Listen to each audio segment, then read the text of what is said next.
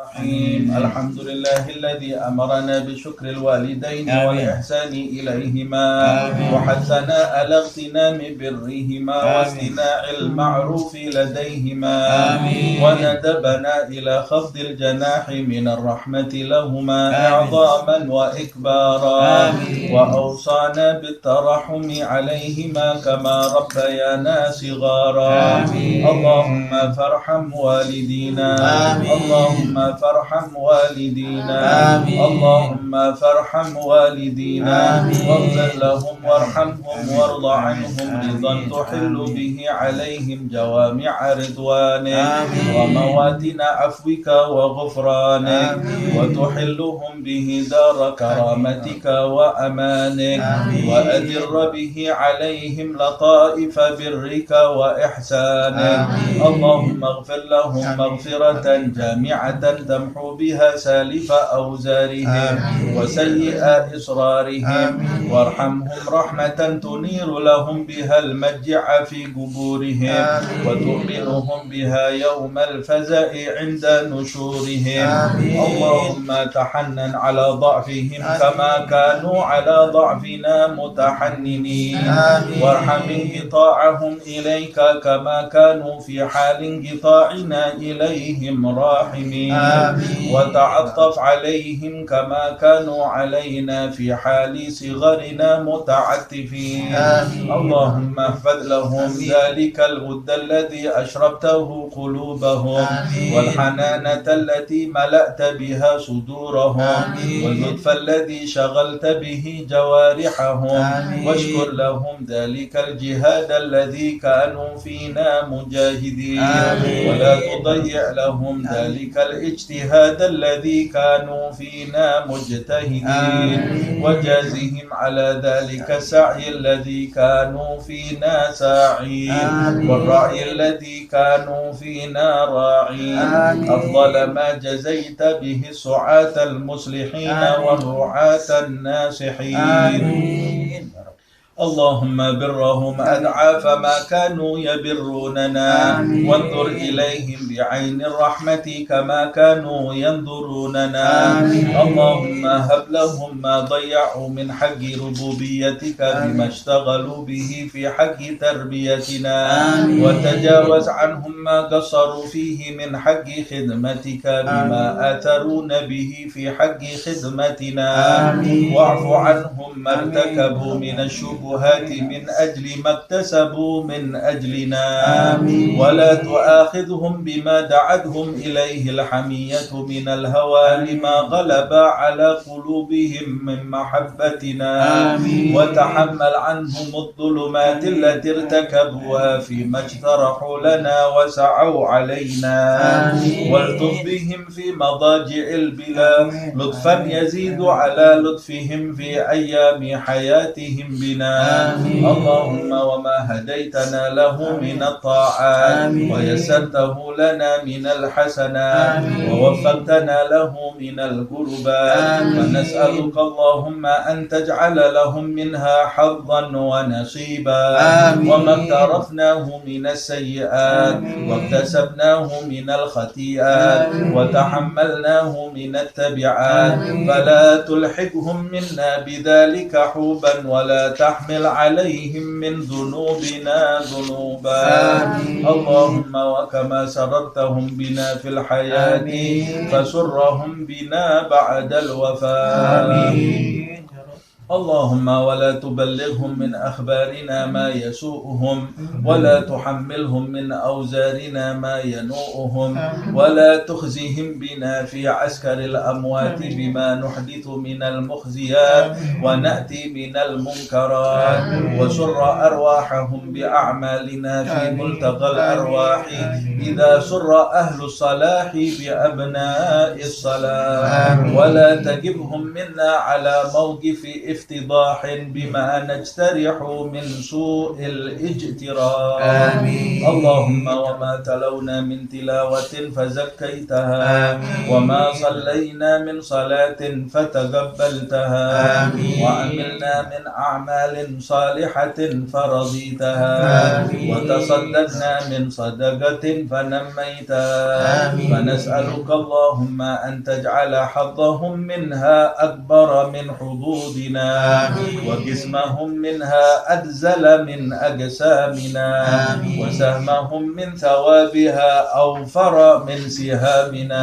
آمين. فإنك أوصيتنا ببرهم وندبتنا إلى شكرهم، فأنت أولى بالبر من البارين وأحق بالوصل من المأمورين. اللهم اجعلنا لهم قرة أعين يوم يقوم الأشهاد، وأسمعهم منا أطيب النداء يوم التناد، واجعلهم بنا من أغبة الآباء بالأولاد، حتى تجمعنا وإياهم والمسلمين جميعا في دار كرامتك ومستقر رحمتك ومحل أوليائك، مع الذين أنعمت عليهم من النبيين والصديقين والشهداء والصالحين، وحسن أولئك رفيقا.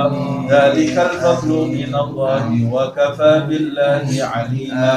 وصلى الله على سيدنا محمد وآله وصحبه وسلم، والحمد لله رب العالمين. بسر الفاتحة.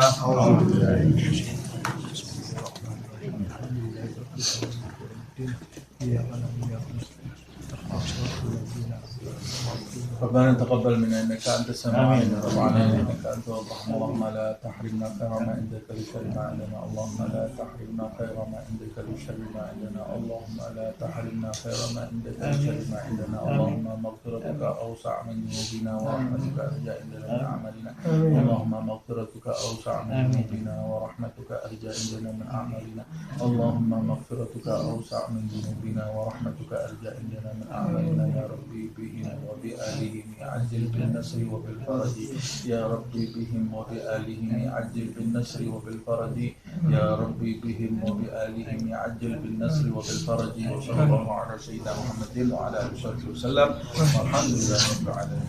قبول.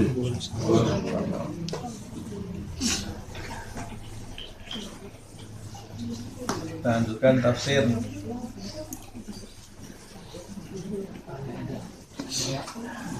Surat baru ini ya? Ya, Al-Maidah. Al-Maidah.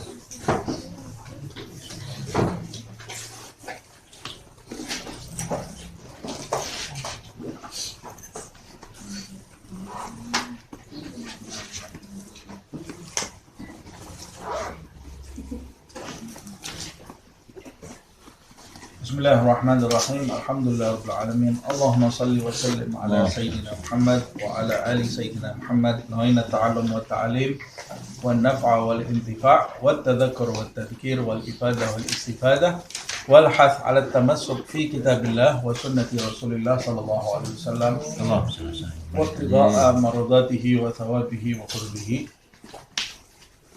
Kita sampai di surat Al-Maidah. Surat Al-Maidah terdiri dari 120 ayat. Sebagian besar ayat-ayatnya Madaniyah ya. Walaupun nanti beberapa ayat mungkin ada khilaf di antara ahli tafsir antara Madaniyah atau Makkiyah. Kemudian surat ini dinamakan surat Al-Maidah. Yang menamakan surat kita sudah tahu ya. Sudah pernah kita bahas. Yang menamakan surat itu Nabi Muhammad SAW. Nah, sebagian ahli tafsir mengatakan Nabi itu kalau menamakan surat dengan suatu nama, berarti itu inti dari tujuan surat itu terdapat di dalam nama itu. Surat ini dinamakan Al-Maidah karena di dalamnya ada cerita tentang Al-Maidah nanti di akhir surat gitu ya, ketika pengikut Nabi Isa itu meminta makanan diturunkan dari langit, maidatan minas sama, Kemudian Allah Subhanahu wa taala menurunkan makanan itu fresh, langsung dari langit diturunkan oleh Allah Subhanahu wa taala. Tapi kemudian konsekuensinya ada. Di balik setiap kenikmatan itu ada tuntutan.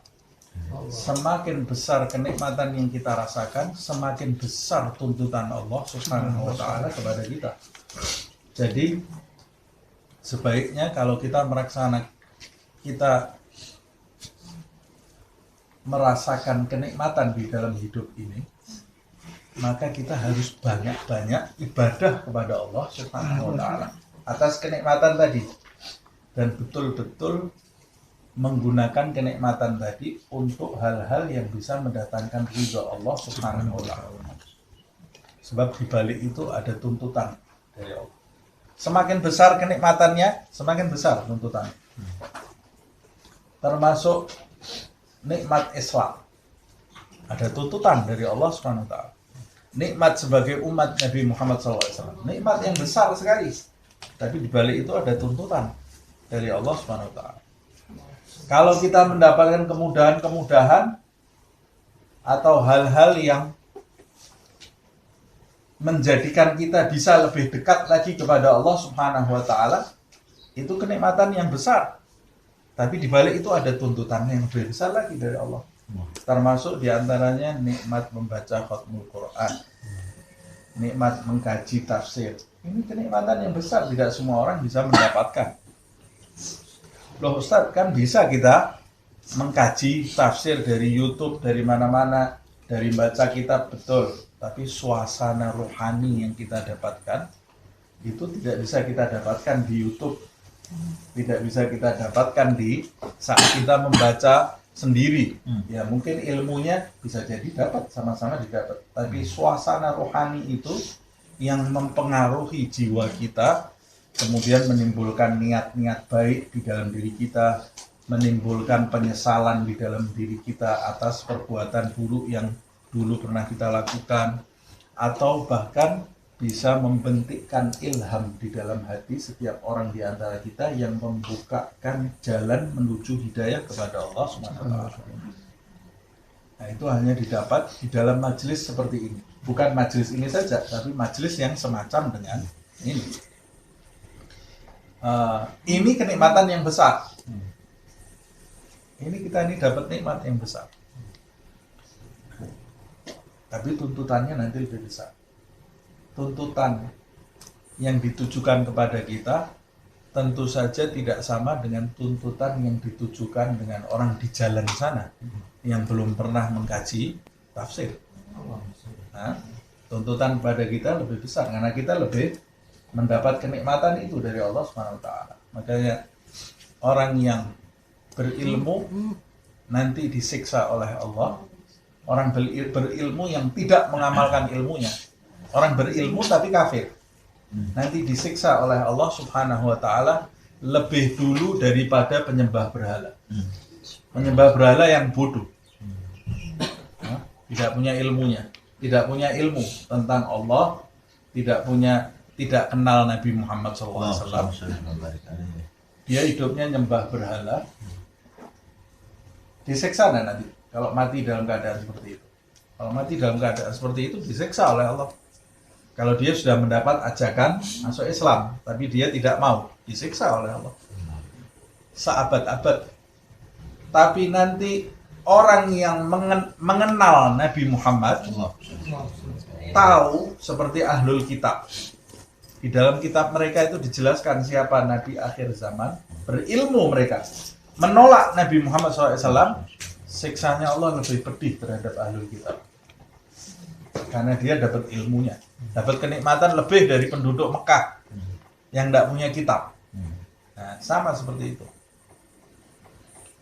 Allah menyiksa, mendatangkan siksaan, menjanjikan siksaan bagi pengikut Nabi Isa yang minta makanan dari langit itu dengan siksaan, kata Allah, yang tidak pernah aku turunkan kepada makhluk di zaman manapun.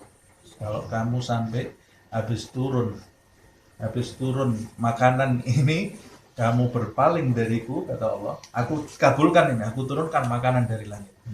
Tapi kalau kamu berpaling setelah makanan ini turun, aku akan siksa kalian dengan siksa yang tidak pernah aku turunkan kepada siapapun. Ancamannya berat. Berat ancamannya ya. Nah, ini dinamakan Al-Maidah oleh Rasulullah SAW. Jadi tujuan dari surat ini, ada sebagian ahli tafsir mengatakan inti dari surat ini adalah cerita itu. Nah, kita ini dapat kenikmatan dengan membaca ayat Al-Quran ini, kita tahu hukum-hukum dan lain-lainnya. Ada lagi sebagian ahli tafsir yang mengatakan surat ini juga dinamai oleh Nabi Muhammad SAW Al-Uqud. Selain Al-Maidah juga dinamakan Al-Uqud.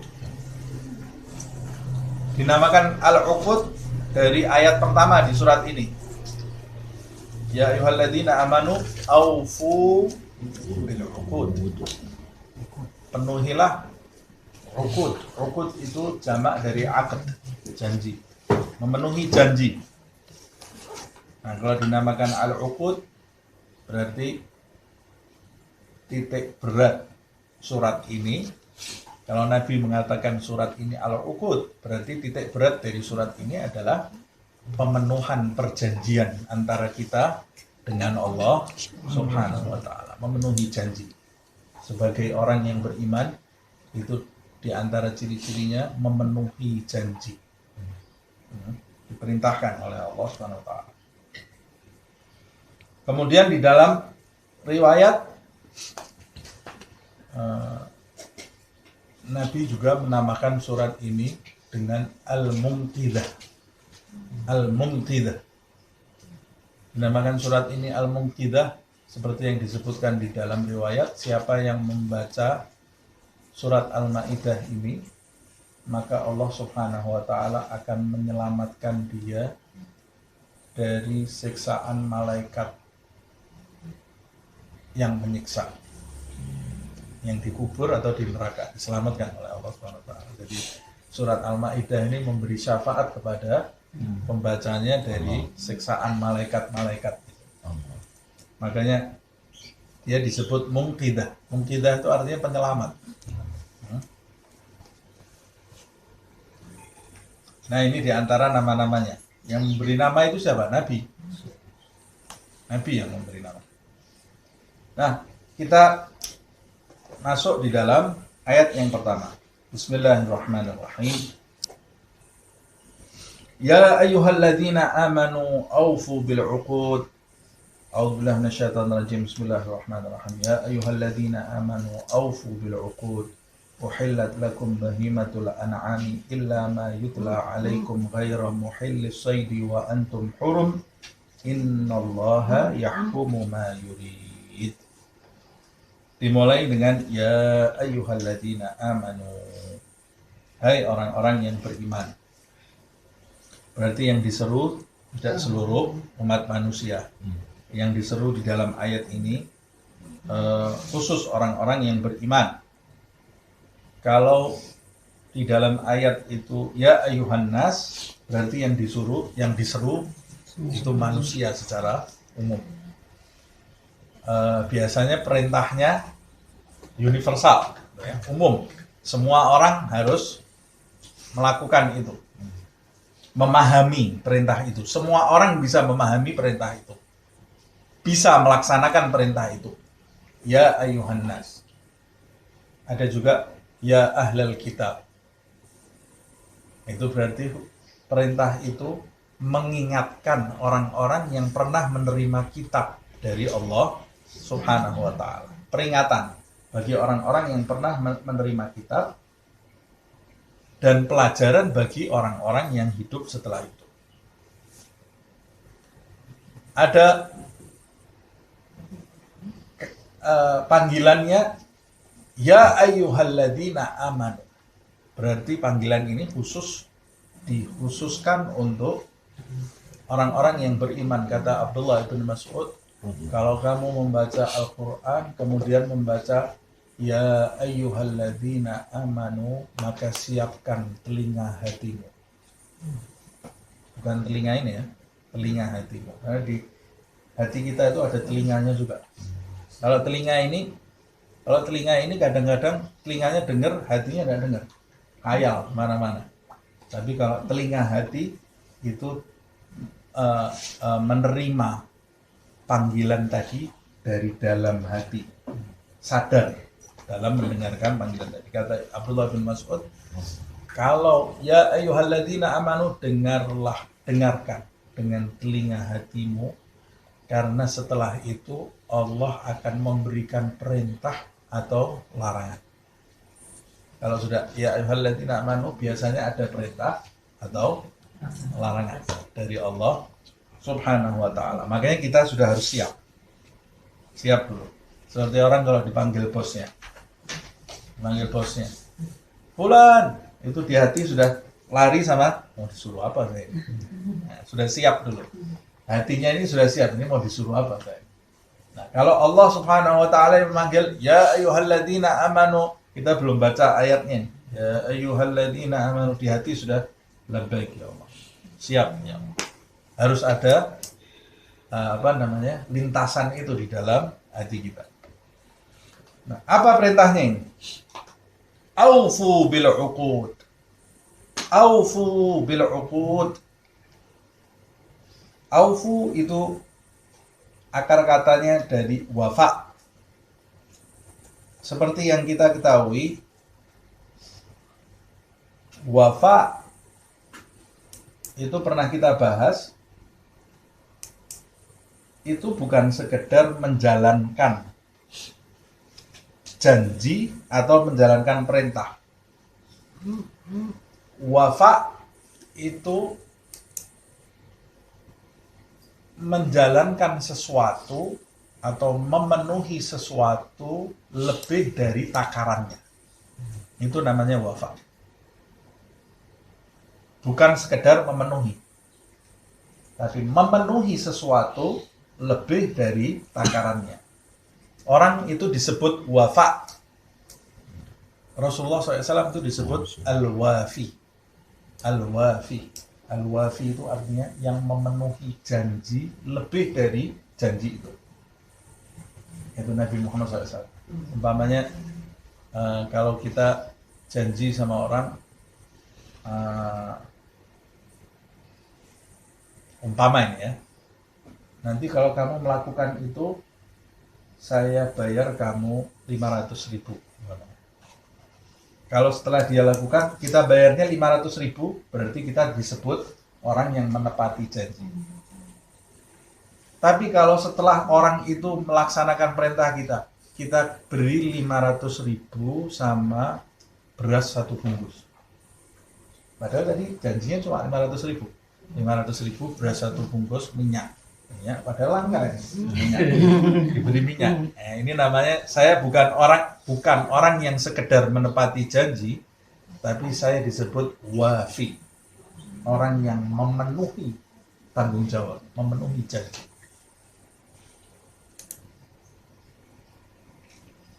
Allah Subhanahu wa ta'ala dalam hal ini menginginkan kita tidak sekedar menepati janji,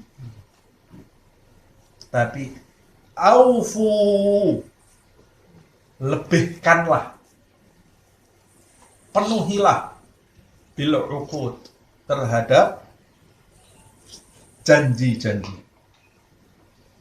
Bukan tepatilah janji-janjimu, tapi penuhilah janji-janjimu. Artinya kamu janji sekian, di atasnya lagi. Ayat ini turun di masa orang banyak mengingkari janji. Takaran dikurangi, jumlah dikurangi, ibadah ngomongnya nyembah Tuhan, tapi pas-pasan nyembahnya.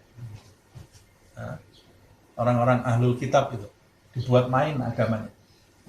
Dia tidak memenuhi janji sebagai hamba Allah SWT. Begitu pula orang-orang Arab jahiliyah pada waktu itu yang mengatakan dirinya menyembah Tuhan walaupun melalui perantara berhala.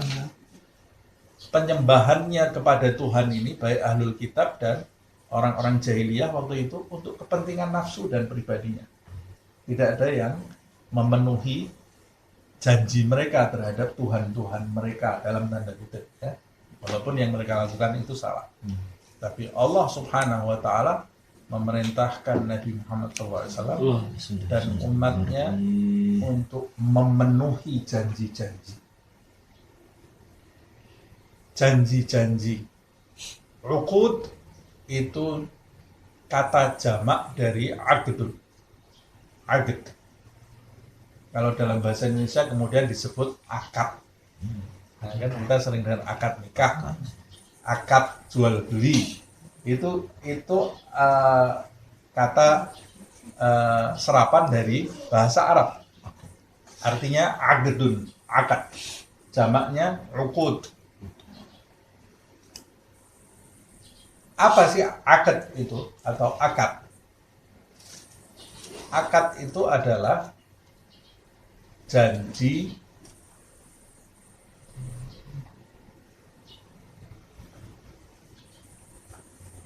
atau ikatan yang bisa menyatukan sesuatu yang tidak berhubungan.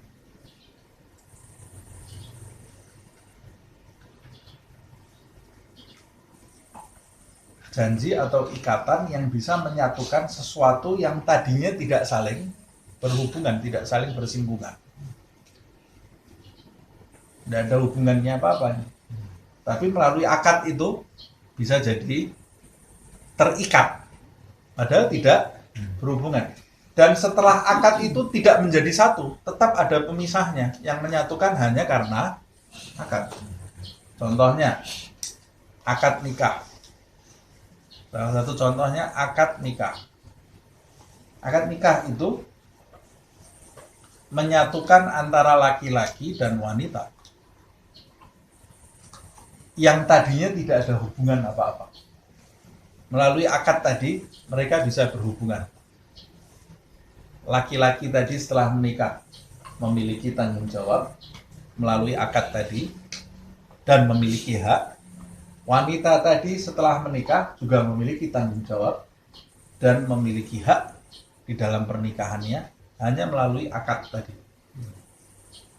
Dan keduanya tidak menjadi satu. Bukan setelah akad nikah kemudian jadi saudara, enggak. Tetap orang yang lain ini kan. Tetap orang yang lain. Suami istri itu kan orang lain dengan orang lain yang disatukan hanya dengan akad. Nah, buktinya kalau akadnya putus, ya dia jadi pisah lagi seperti orang lain. Dia jadi pisah lagi seperti orang lain yang tidak berhubungan lagi. Nah, kalau akadnya putus.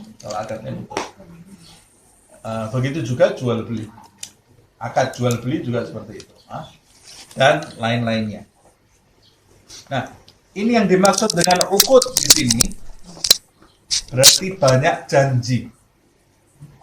Kita ini punya banyak janji di dalam hidup. Yang pertama, janji kita kepada Allah Subhanahu wa Ta'ala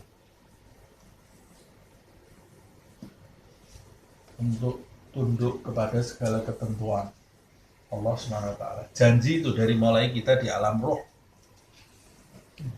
Alastu bi rabbikum qalu bala. Itu janji kita kepada Allah Subhanahu wa Ta'ala, ya.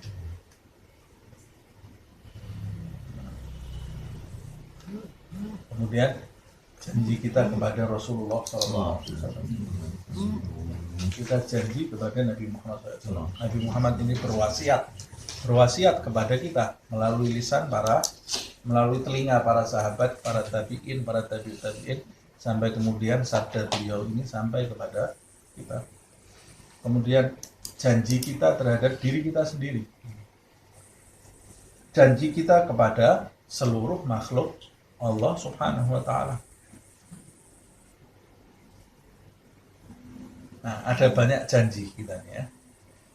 Allah Subhanahu wa Ta'ala memerintahkan kita untuk memenuhi janji tadi.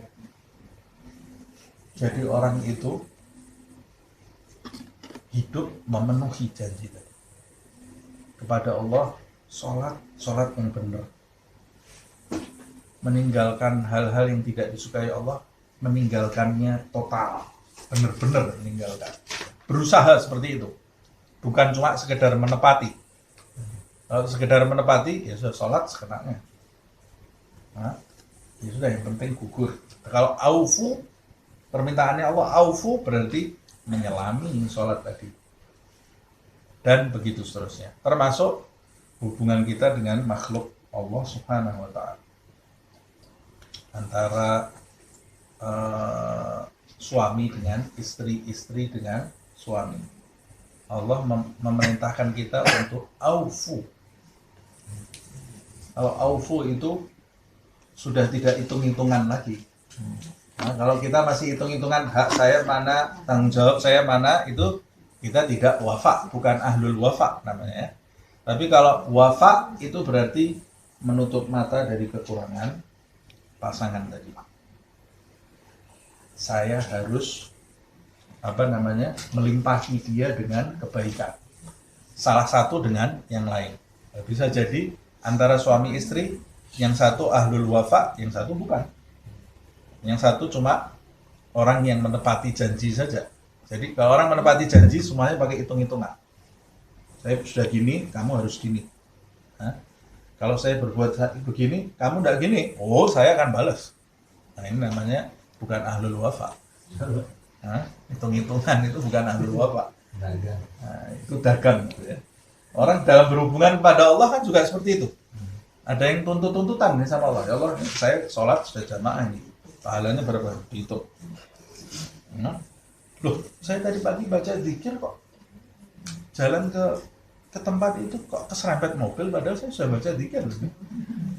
Nuntut ini. Nah, ini bukan ahlul wafa ini, orang pedagang ini. Nah, ibadahnya pedagang. Kalau ibadahnya ahlul wafa, ridho. Ya Allah, kalau mau buat apapun terhadap diri saya ridho. Ini ahlul wafa. Nah, begitu juga orang tua kepada anak. Anak kepada orang tua. Jadi ahlul wafa itu yang diinginkan oleh Allah SWT. Ahlul wafa itu memenuhi janji karena yang dia tuju hanya Allah SWT, bukan makhluk. Kalau kita menuju makhluk, menuju kebaikan makhluk, kita tidak mungkin bisa jadi ahlul wafa. Tidak mungkin bisa, karena makhluk itu membayar seperti apapun, kita tetap merasa kurang. Tetap merasa kurang. Suami istri juga sama seperti itu. Ibu, anak sama seperti itu. Anak terhadap bapak ibunya, ibu terhadap anaknya, tidak ada puasnya. Anak itu sudah baktinya luar biasa, sudah nurut, sudah ini. Nekat sekali anaknya, ibu bapaknya kurang ajar. Padahal sebelumnya dia luar biasa baktinya. Anak kepada orang tuanya juga gitu. Orang tuanya sudah mati-matian buat dia, sekali cuma dilarang jahat menurut saya. Seperti itu. Suami istri juga gitu, terutama istri itu ya. Terutama sifatnya istri. Itu yang disebut oleh Rasulullah itu. Disebut oleh Rasulullah. Di antara sifat-sifat istri itu takfurnal ashir kata Rasulullah. Takfurnal ashir. Tidak tahu balas budi. Hati-hati itu. Loh, ini Ustaz mulai menghina perempuan. Ini yang bicara Rasulullah. Kalau yang di pengajian sini insya Allah tidak ada yang seperti ini. Tapi Nabi Muhammad mengatakan kebanyakan wanita. Kebanyakan wanita. Kalau kebanyakan wanita itu berarti bukan muslimahnya saja loh ya. Seluruhnya ini. Kebanyakan wanita. Kalau yang muslimah belajar tafsir insya Allah tidak seperti itu. Makanya Nabi sampai mengatakan sebagian besar kaum wanita itu penghuni api neraka. Nanti penghuni api neraka ini kebanyakan dari kaum wanita. Kenapa? Ketika ditanya sama sahabat, takfurnal la'in wa takfurnal ashir, kata Rasulullah. Karena kalian ini mudah mencaci, mudah mencibir. Siapa yang dicibir? Ya suaminya.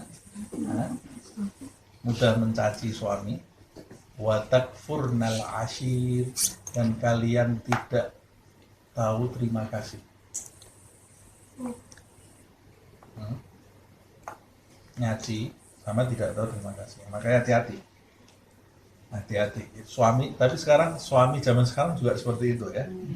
Tidak tahu balas budi sama istrinya, tidak tahu terima kasih terhadap kepada istrinya. Karena wanita, laki-laki sekarang akhir zaman kan banyak yang melambai seperti wanita. Banyak yang melambai seperti wanita. Jadi sifatnya umumnya jadi seperti wanita gitu. Mudah-mudahan kita semua, keluarga kita, keturunan kita selamat semuanya. Amin. Nah, ini pembahasan ini kan mengenai aufu bil uqud. Nah, di ayat ini Allah Subhanahu wa taala menjelaskan uqud yang pertama. Janji yang pertama antara Allah dengan orang-orang yang beriman. Uhillat lakum bahimatul an'am. Telah dihalalkan bagi kalian bahimatul an'am. Bahimatul an'am itu hewan ternak. Ya.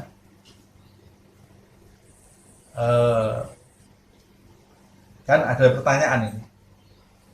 Allah mau menjelaskan perjanjian, tapi yang disebutkan oleh Allah hal yang dihalalkan. Kalau hal yang dihalalkan itu berarti bukan perjanjian. Ya. Kalau perjanjian itu biasanya kan jangan berbuat ini. Perjanjian itu. Ya kan? Lakukan ini. Tapi ini Allah Subhanahu wa taala telah diperintahkan kita untuk memenuhi perjanjian. Kalimat berikutnya uhillat lakum bahimatul an'am. Dihalalkan bagi kalian itu binatang ternak. Nah, perjanjiannya di mana? Ada yang mengatakan perjanjiannya setelah ini. Setelah kalimat ini. Illa, kecuali. Nah, itu mulai perjanjian. Nah, kenapa Allah menyebut dulu uhillat lakum bahimatul an'am? Dihalalkan bagi kalian binatang ternak. Menunjukkan rahmatnya Allah Subhanahu wa ta'ala. Ini sering saya sampaikan. Efek psikologisnya, orang itu kalau mau dilarang sesuatu, disampaikan dulu yang dibolehkan. Itu lebih mudah menerima. Daripada kamu jangan berbuat ini, jangan berbuat ini, jangan berbuat ini. Wah, itu berat, semua dilarang. Tapi kalau kita mau menyampaikan, kamu boleh ini, boleh ini, boleh ini, boleh ini. Bolehnya dulu ini. Orang kalau mau berdakwah caranya seperti itu. Jangan datang ke tempatnya orang, kamu haram berbuat ini, haram berbuat ini, haram semuanya ditinggal. Nah, tapi kalau mau berdakwah itu, apalagi datang ke orang yang belum tahu majelis, kamu boleh makan ini, kamu boleh makan ini. Kamu mau apa? Mau jalan-jalan, mau ini, boleh kamu. Mau pergi ke sini, boleh kamu. Mau guyon, boleh enggak? Boleh guyon. Cuma, nah ini ada cumanya. Bolehnya dulu yang didahulukan. Guyon boleh, cuma jangan nyakiti orang. Jangan bincin orang. Mau makan-makan boleh enggak? Boleh. Tapi jangan kena babi, jangan kena ini. Nah, itu caranya Allah Subhanahu wa taala menyebutkan dulu di dalam ayat ini, uhillat lakum bahimatul an'am. Dihalalkan bagi kalian hewan ternak. Ini kaitannya dengan surat An-Nisa ada enggak? Ada. Di akhir-akhir surat An-Nisa kan Allah Subhanahu wa taala membahas hal-hal yang tadinya diharamkan untuk ahlul kitab karena durhakanya mereka sendiri yang mengharamkan hal-hal yang halal itu dari Allah Subhanahu wa taala, akhirnya dihukum oleh Allah Subhanahu wa taala. Tapi di ayat ini Allah mengatakan untuk kalian, hai orang-orang yang beriman umat Muhammad SAW, uhillat lakum bahimatul an'am. Binatang ternak itu dihalalkan bagi kalian. Apa saja? Ada ahli tafsir yang mengatakan bahimatul an'am itu adalah kambing, sapi, unta.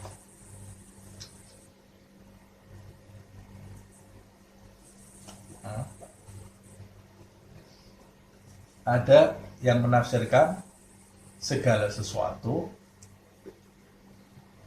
yang dihalalkan, yang dimaksud bahimatul an'am adalah segala sesuatu yang tidak diharamkan di dalam Al-Quran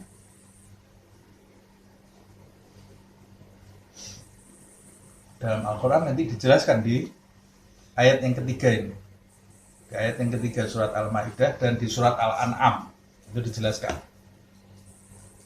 yang tidak dilarang di dalam Al-Quran atau di dalam sunnah Nabi Muhammad SAW.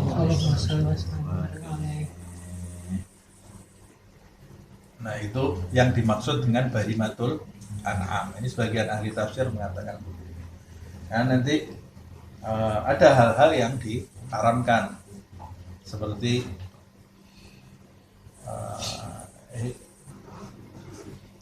unggas umpamanya. Unggas ini termasuk bahimatul an'am. Sebagian ahli tafsir mengatakan unggas itu termasuk bahimatul an'am, binatang ternak.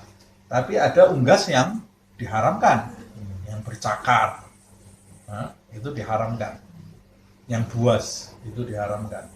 Kemudian binatang yang ada taringnya itu diharamkan. Nanti akan kita bahas, ya. Tapi kalau binatang ternak itu dihalalkan bagi kalian illa, kecuali. Satu ayat aja ya. Illa, kecuali mayutla alaikum,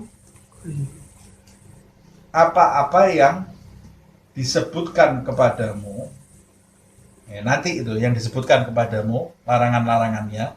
Disebutkannya kapan ini? Di ayat yang ketiga nanti. Plus di surat Al-An'am.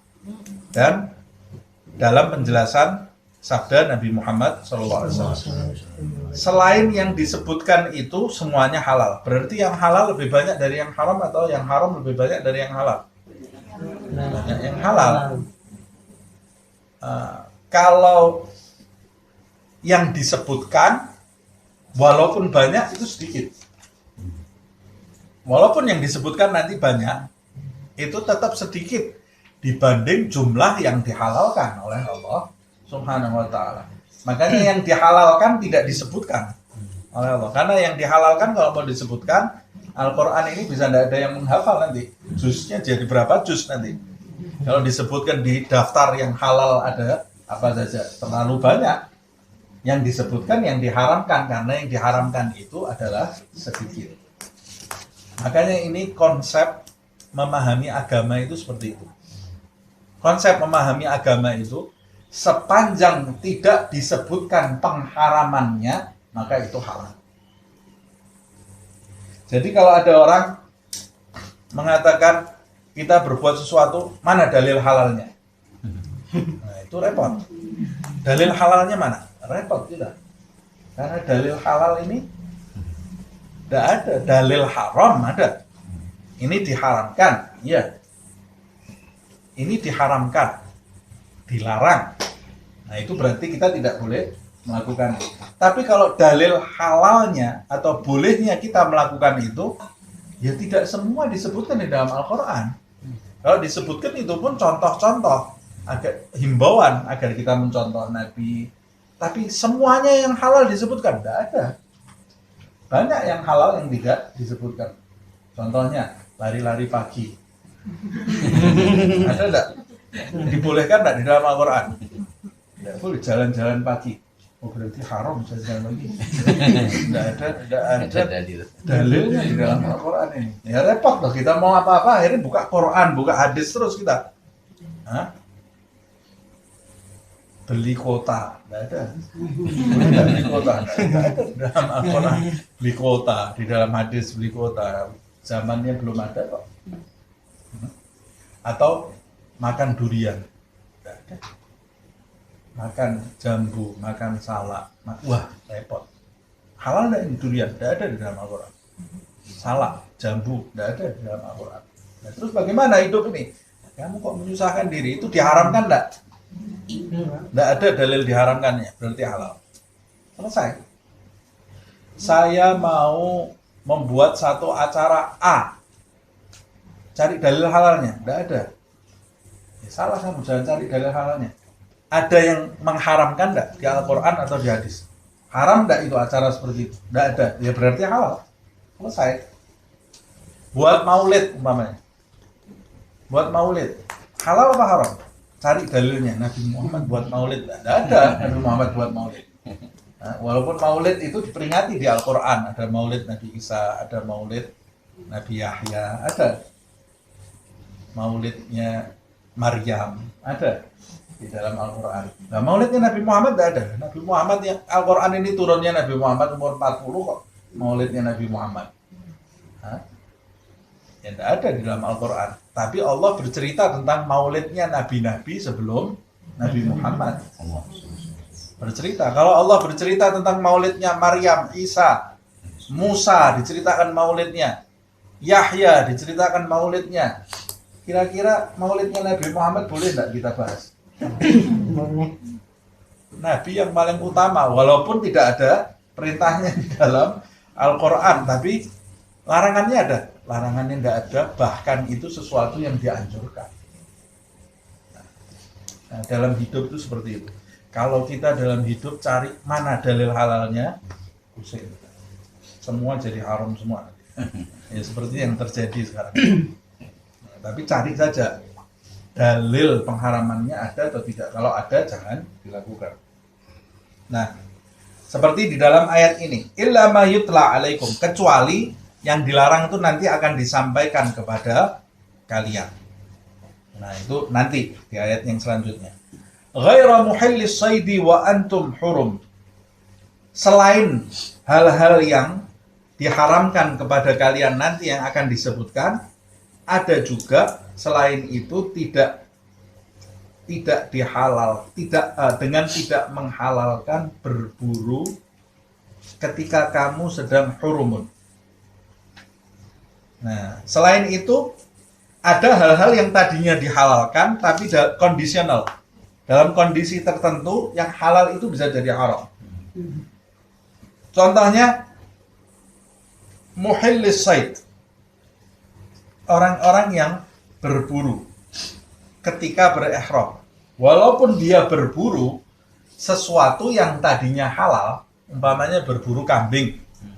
Kambing itu halal. An'am, bahimatul an'am. Tapi kalau dia berburu kambing, boleh enggak? Boleh. Cuma kalau kamu sedang dalam keadaan ihram haji atau ihram umrah, di tanah Mekah itu kamu tidak boleh berburu. Walaupun tadinya halal. Berarti di tanah Mekah kita tidak boleh makan kambing harusnya. Tutup semua nanti restoran. Ini kan yang dilarang berburu. Yang dinamakan berburu itu, yang diburu hewan di kandang atau hewan liar? Hewan liar. Yang dilarang oleh Allah kambing liar, tidak boleh.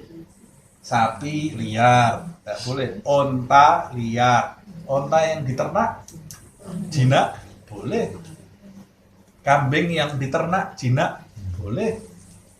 Boleh. Sehari-hari kita makannya itu tidak apa-apa. Tapi kalau kamu sedang ihram, kamu tidak boleh berburu. Wa antum hurumun. Innallaha yahkumu ma yurid. Kenapa sih ya Allah? Kok pakai ada yang dihalalkan, ada yang diharamkan, ada yang dihalalkan, ihram jadi haram. Tidak boleh kita berburu. Apa ini maksudnya ini apa? Innallaha yahkumu ma yurid. Ditutup ayat ini. Sesungguhnya Allah menentukan hukum sesuai dengan kehendaknya. Apa yang dikehendaki Allah? Kamu ini hamba nurut.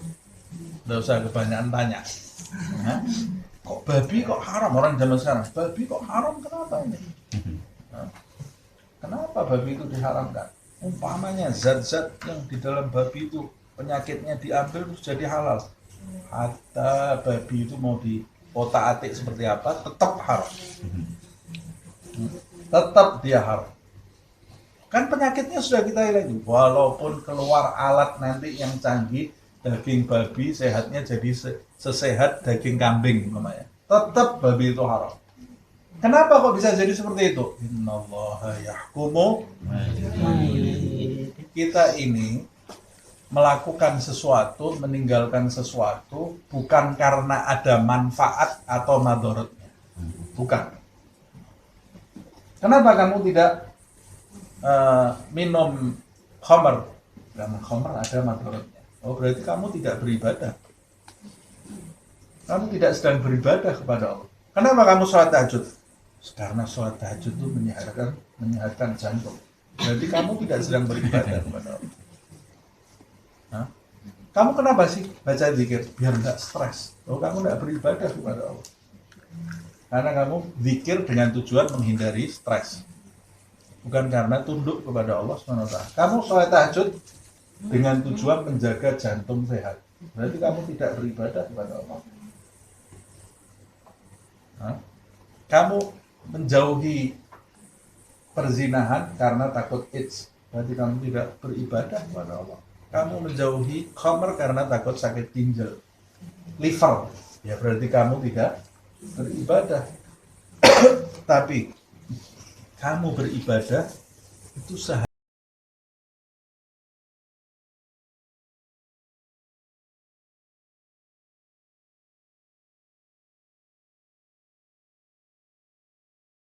bersyukur kepada Allah SWT. Itu yang harus ada di dalam hati kita. Mengenai kita faham maksud dari perintah itu atau kita tidak faham maksud dari perintah itu. Mengenai nanti kita kemudian mengatakan hikmah. Oh, ada hikmahnya kenapa orang ini tidak minum khamr. Ada hikmahnya. Itu tidak ada masalah. Tapi inti kita meninggalkan hal-hal yang dilarang Allah intinya karena tunduk. Karena tunduk. Bukan karena hikmah. Hikmah itu yang memperkuat ketundukan kita kepada Allah SWT. Kalau kita tidak mengetahui hikmahnya, itu pun kita tetap harus tunduk. Karena Allah Subhanahu wa Ta'ala yang menentukan hukum. Nah, saya tutup sampai di ayat ini. Insya Allah kita lanjutkan di ayat-ayat berikutnya di pertemuan yang akan datang. Panjang umur, sehat walafiat. Amin ya rabbal alamin.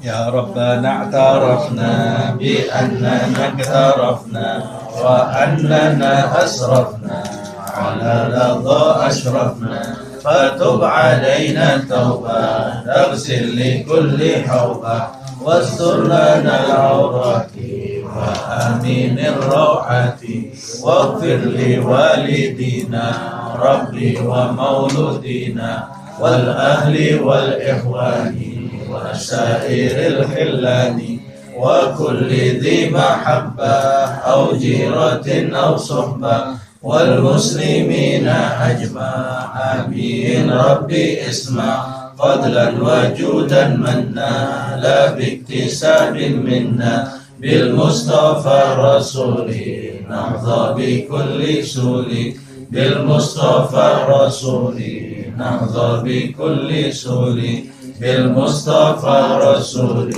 نحظى بكل سول صلى وسلم ربي عليه عد الحب وآله وصحبه عدد طرش السحب والحمد للإله بالبدء والتناني سبحانك اللهم وبحمدك أشهد أن لا إله إلا أنت أستغفرك وأتوب إليك سبحان ربك رب العزة عما يصفون وسلام على المرسلين والحمد لله.